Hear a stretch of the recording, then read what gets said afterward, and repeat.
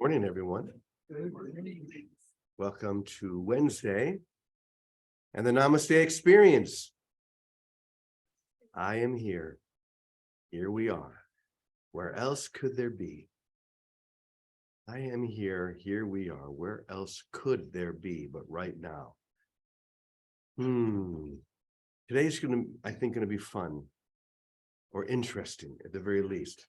Maybe confrontational, potentially.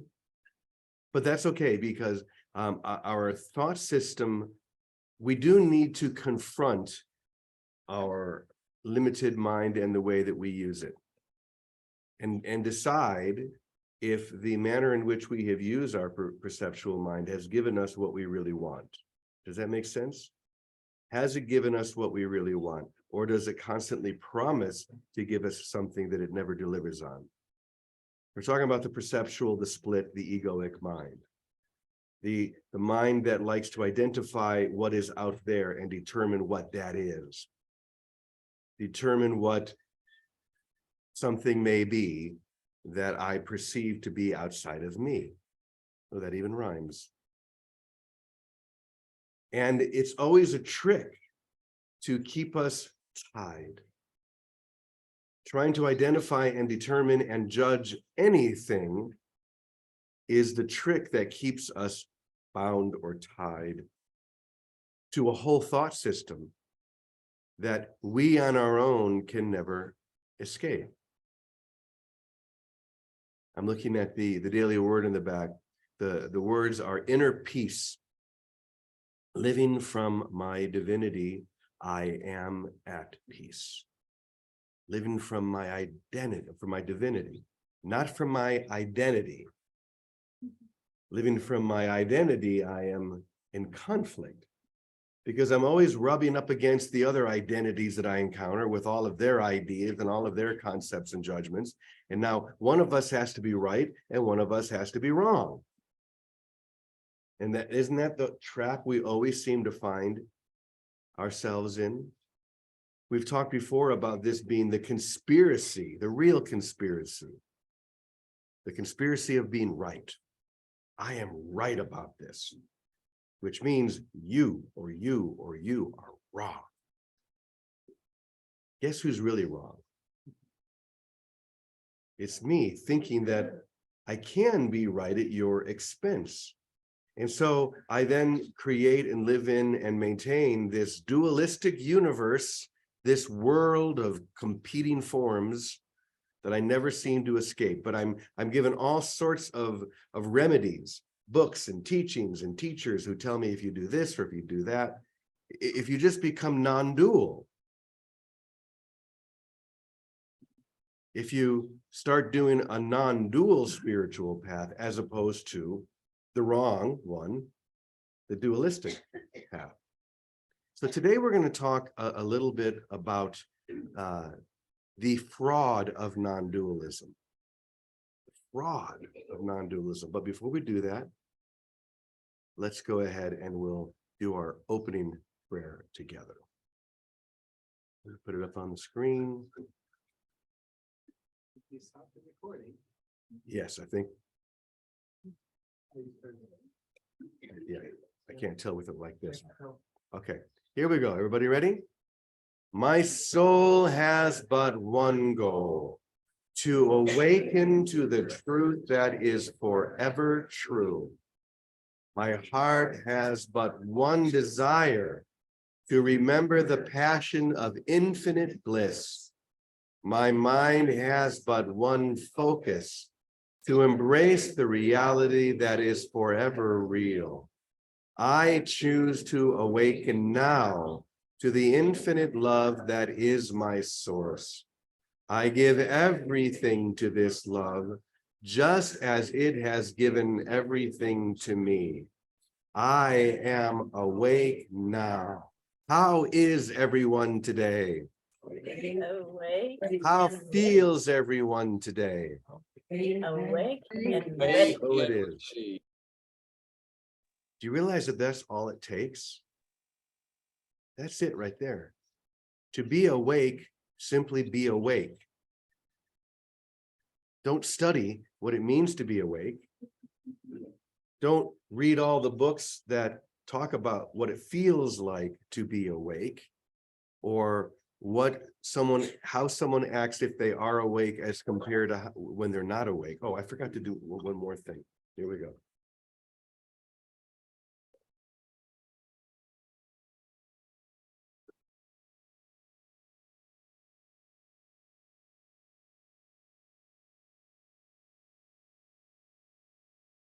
Just be with that.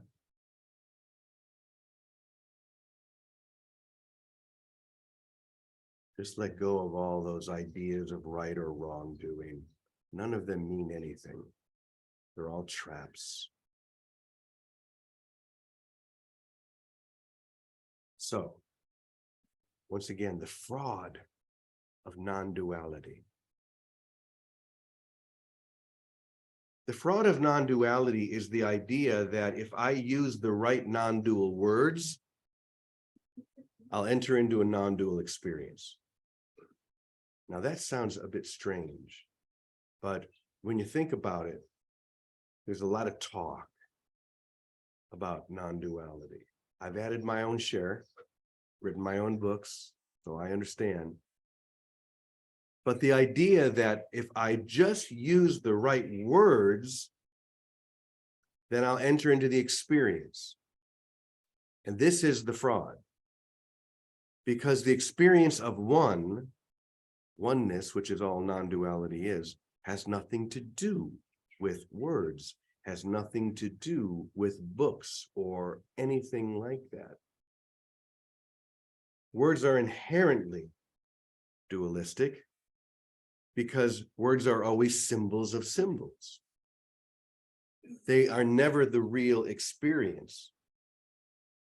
So trying to use words to enter into an experience, well, I wish I could come up with an analogy that quick, because it'd be a good one if I could. But you get the idea. Trying to use or to decide which words are and which words are not non-dual. Which book is and which book is not non-dual.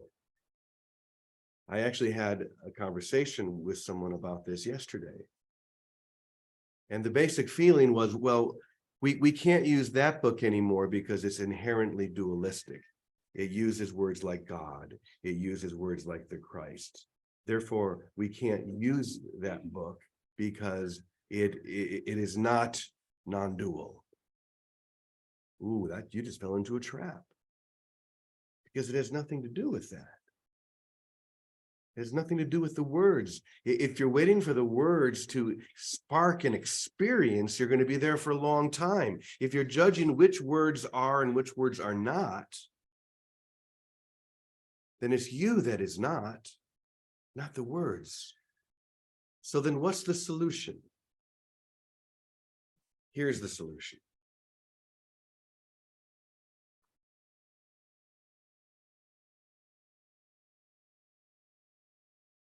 Just hold still and be quiet.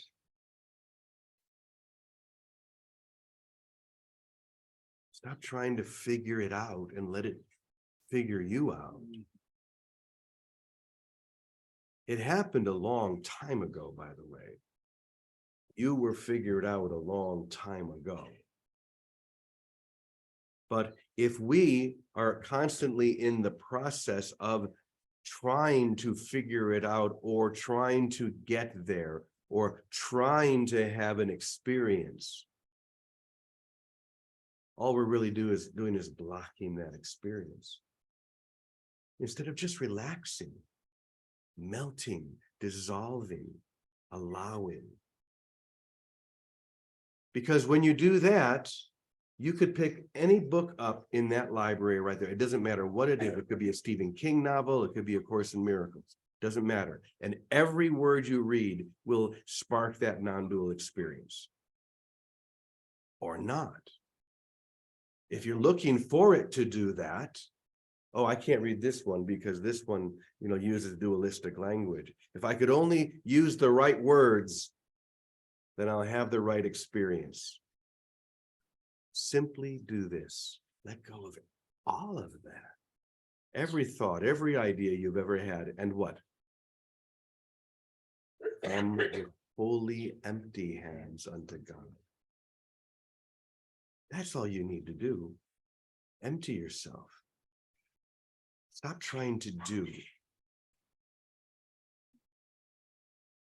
The idea for this session was sparked because there has been so much discussion in certain circles about what is and what isn't.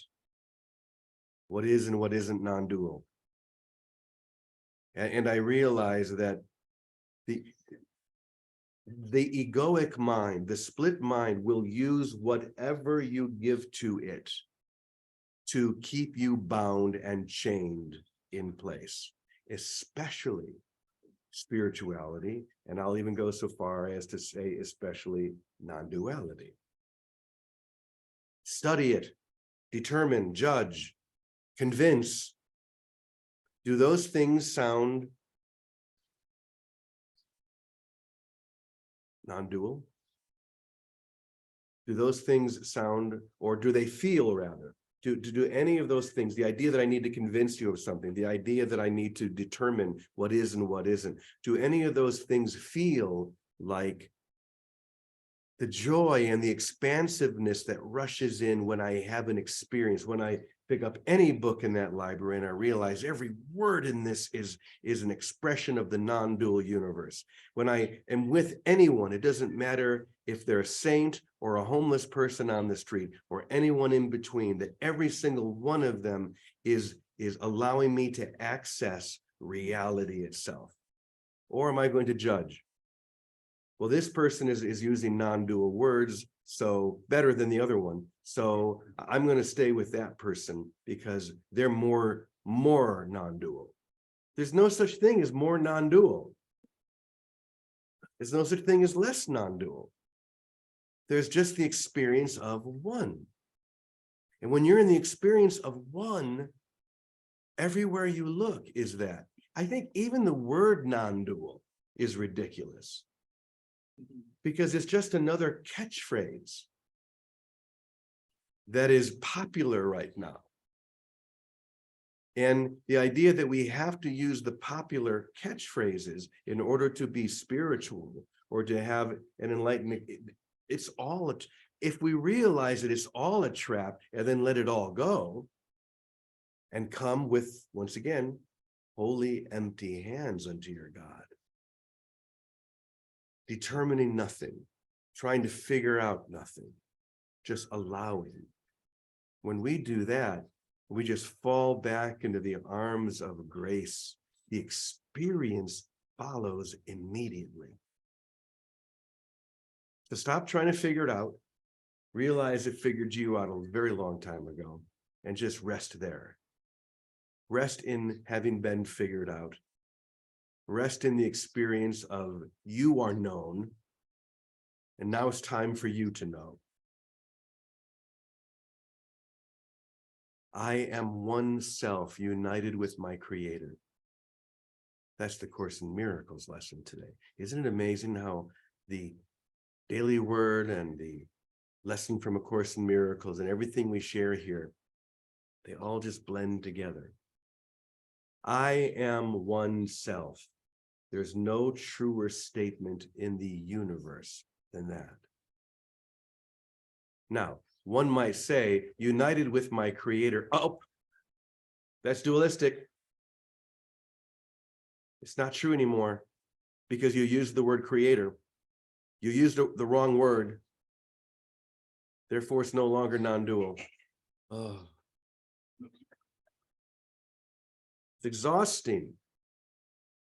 It's exhausting trying to figure it out. You don't have to. Just relax. Pick up any book. Look into anyone's eyes. Think of anyone and just love them as God loves them. Then you'll know what oneness really means. You won't have to figure it out. You'll realize that it figured you out a long, long time ago. So that being said, Victoria, I'll turn it over to you, and then I'm going to turn it over to Calico after that, because so many of these discussions get sparked at the breakfast table. So, and Calico was trying to look something up, and maybe she did. And anyway, Vicky, good morning to you. Vicky, are you there? Maybe, oh, I kind of hear your voice. Are you there, Vicky? We don't see us. Okay. You're still muted, Vicky. Oh, maybe that's it. Vicky, did you unmute yourself? Let me take a look.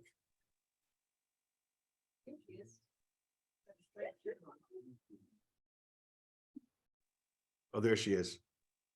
Yeah, Vicky, you are unmuted, but we can't hear you for some reason. So why don't you see if you can work on your microphone, or if you have a microphone plugged in, unplug it. Sometimes then it'll just go right back to your phone. In the meantime, while you're doing that, Calico, if you're out there, why don't you share with us? Hola.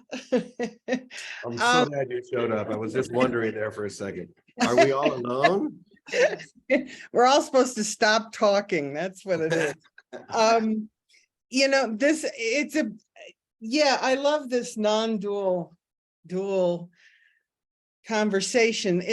It reminds me a while ago of the discussion over, you know, which book, A Course in Miracles, is best. You know, it's the same. It keeps you stuck in a circle of ego, really. There's nothing else. The one thing I was trying to look up that showed up today, and I can't remember where it was. It seems like it was in one of the lessons, but it was talking about every thought is an egoic thought because they're using words. We think in words, which means we're thinking in symbols. But you said it best, James. It's not about the words, and it's not even about the symbols. It's how do we hold them? How do we experience them? And, you know, I'll admit, I was the one back in '85 when I first got my first Course in Miracles, you know, 3 texts. I started out by crossing out all the hymns and putting her, you know, I learned pretty quickly this was not going to work. But, you know, I was very much into that world, that dualistic world. The symbols and the words meant something to me. And I had strong opinions about what they meant to me. And you know, and again, damage was seriously done to all those opinions and all those thoughts as I kept practicing the mind training that A Course in Miracles is talking about. It's just, how am I holding it in my mind? Am I holding it to have an experience of the peace of God? Going back to my only single desire, the peace of God. That's an experience. I hold that as an experience in my heart. That includes the laughter of God, the joy of God.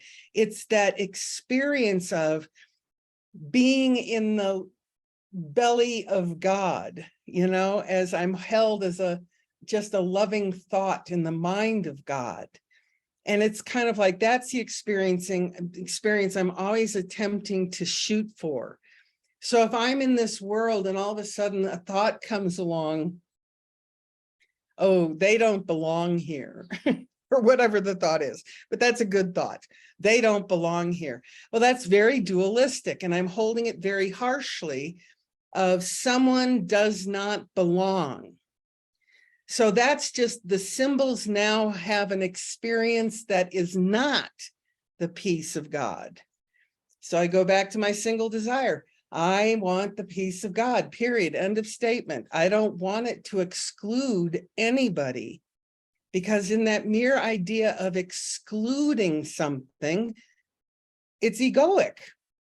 It's just, that's where it goes. And, you know, Bonnie was talking about, you know, if you really look at a life that doesn't have words, it's just merely being present. It's that, am I here right now? Am I centered? Am I vertical, as the Course talks about, right now? And that's where I mean, again, all my little, receptors that used to be very receptive towards the idea of him and her and, all of that nonsense, is now just, how am I feeling? Jesus even said in the Course, the only real question to ever ask is, how am I feeling? And if I'm feeling centered and at peace with God, doesn't matter what's going on out here or in my body, it doesn't matter. And that's, I think, the true path of, if you want to call it non-duality, that's fine. But it's not in the words that we're looking for. It's in the experience of feeling all one with God or with love. If you don't like the word God, use the word love.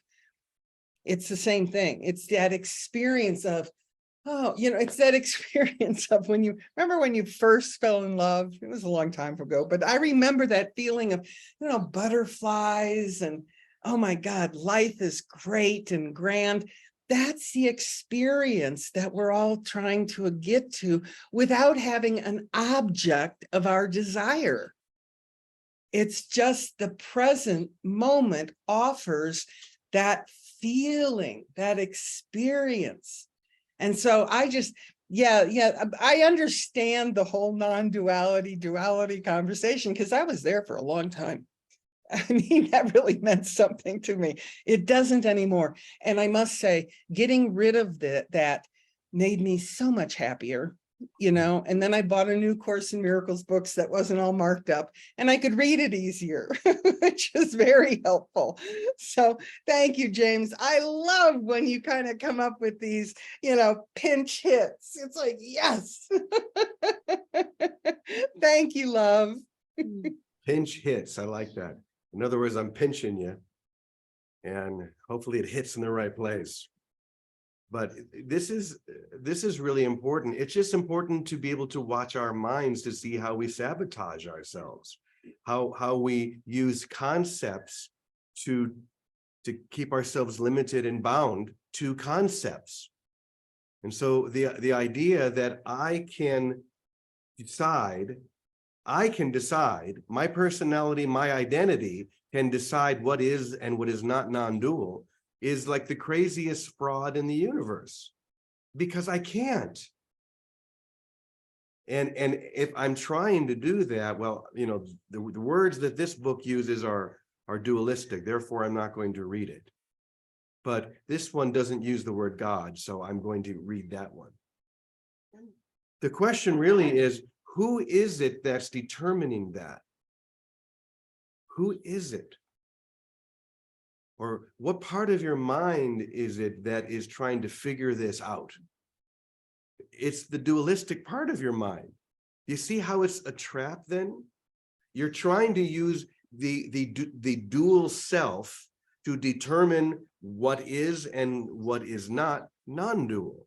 It can't happen. It's impossible. But the instant you let go of that and come into a direct experience of one, once again, it doesn't matter what book you pick up. It doesn't matter what teacher you're listening to or who you're looking at. None of that matters at all, because you're in the experience. So therefore, it is all you will see. It is the only thing you will know. But if you're trying to determine based on what words or symbols are used, you've trapped yourself and you don't even know it until you do. Well, and you know it because of what Calico said, you'll feel it. You're going to feel yourself inside, like trying to figure it out, instead of just being free and happy and awake.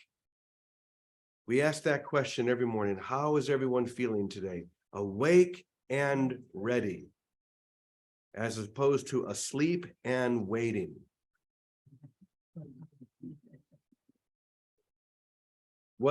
How would it be if we answered it like that? How is everyone today? Asleep and waiting. It doesn't feel very good. Let's see if Vicky got her microphone working. Vicky, say something to us. Let's see if we can hear you. I love you. Can you There hear we that? go. We got that one. Okay, that's all we need, right? Because no matter what we think, the whole thinking business is what duality is. It's where the split is. And we don't have to run away from it. It is simple. It really is. What Jesus says is we can be aware of dreaming and we can choose to be in a state of love where we are in an abiding, loving presence that simply welcomes everything. If we welcome everything, love is a state of welcome, because like today's lesson said, one with our creator, one with myself, one with all of creation, and pay the rest no mind. That's what Lana, my friend Lana says, pay it no mind. Literally pay it no mind. The rest is a distraction. It's like bait of the ego to try and engage us to live in the split. We can live in the split that is part of our mind that we made up, or we can pay it no mind and abide in a presence. What did Wayne Dyer said? I am loving awareness.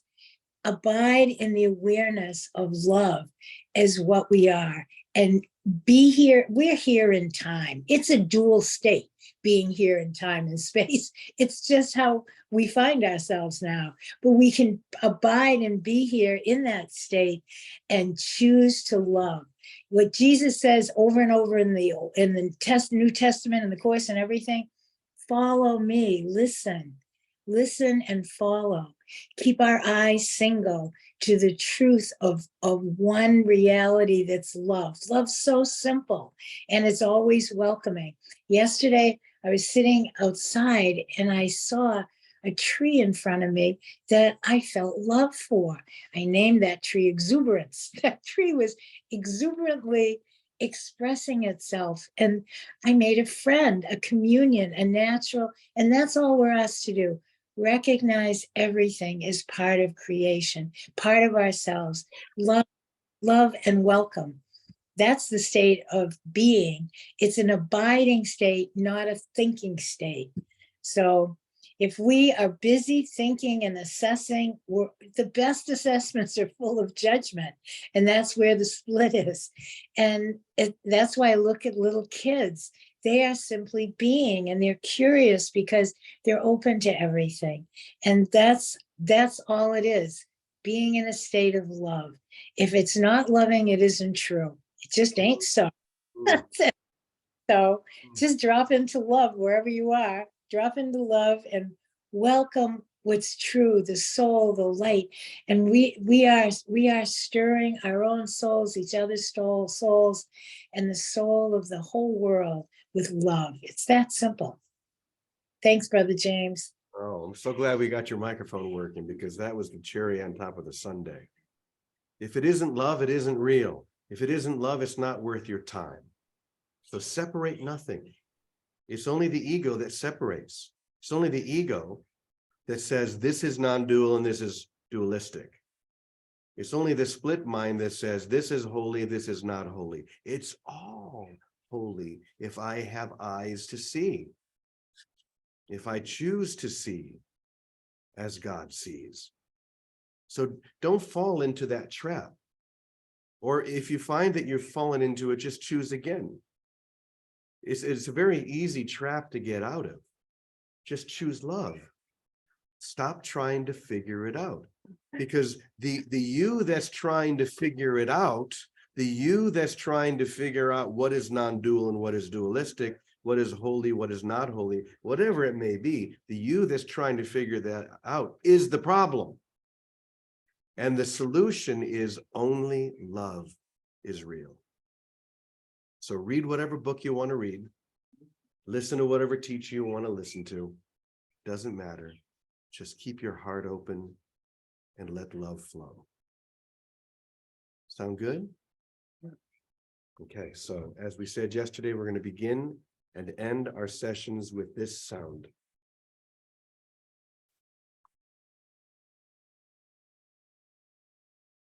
And now we go out and we live this. We don't just talk, we activate by saying amen, amen, amen, y punto.